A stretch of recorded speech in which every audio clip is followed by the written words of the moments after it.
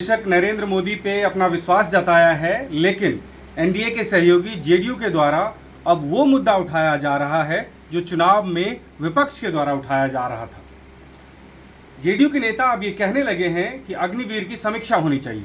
इसके बारे में हम बात करेंगे। हमारे साथ आम आदमी पार्टी के राज्यसभा के सांसद संजय सिंह हैं। सर, आप लोग चुनाव में अग्निवीर को एक बड़ा मुद्दा बनाया, देश के अलग अलग हिस्सों में जाके आपने इसको उठाया। ये भी कहा जा रहा है कि युवाओं का कुछ वोट इधर उधर भी हुआ इस वजह से। अब जेडीयू इस पे सवाल उठा रही है, ये कह रही है कि इस पे समीक्षा होनी चाहिए, जहां कहीं भी आपत्ति है इसमें।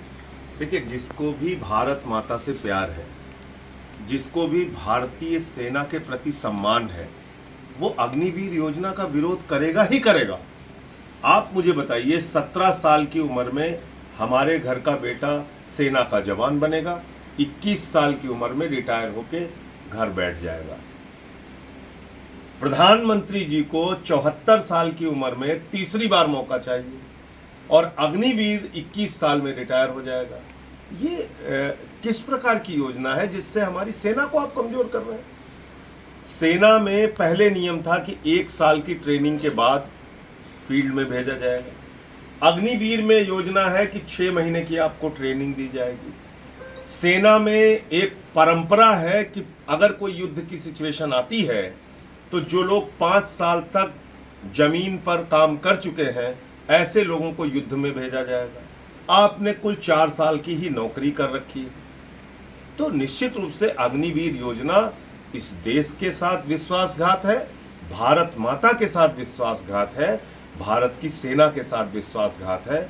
और मुझे खुशी है इस बात की कि जेडीयू ने अग्निवीर योजना को समीक्षा करने की और पहले जैसे सेना में भर्ती होती थी वैसे भर्ती करने की मांग उठाई है। तो मैं इस बात के लिए बधाई दूंगा कि जेडीयू ने सवाल उठाया है। भारतीय जनता पार्टी अग्निवीर योजना को जहां उपलब्धि बता रही थी, वहीं यूसीसी को लेके एक बड़ा स्टैंड ले रही थी। लेकिन आपको लग रहा है कि यूसीसी भी एक बोन ऑफ कंटेंशन हो सकता है अब इस नए सरकार में?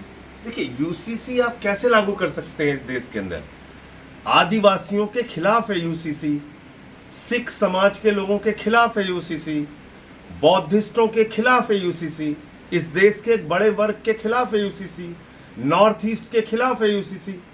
आप मुझे बताइए ना, नॉर्थ ईस्ट के जो स्टेट्स हैं। मेरा सवाल ये, क्या एनडीए के सहयोगी दल इसको एक्सेप्ट करेंगे? बीजेपी तो बहुत जोर शोर से उठा रही थी यूसीसी का मुद्दा। मुझे लगता है क्यों एक्सेप्ट करेंगे वो, क्योंकि वो लोग भी अब जैसे यूसीसी के मुद्दे पर मुझे याद है जेडीयू ने साथ नहीं दिया था, एनडीए में रहते हुए भी साथ नहीं दिया था जब ये पार्लियामेंट में इसके ऊपर बातचीत हो रही थी।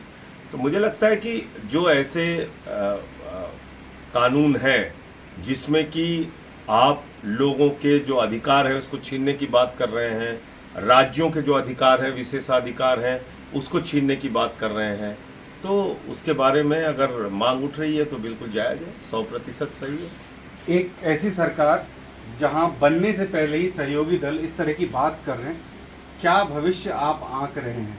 जब इसीलिए हम लोग कहते हैं कि सही समय पे सही निर्णय लेंगे, तो आप लोग कहते हैं नहीं नहीं नहीं नहीं, तो इसलिए थोड़ा इब्तिदाए इश्क है रोता है क्या, आगे आगे देख होता है क्या। थैंक यू हमसे बात करने के लिए।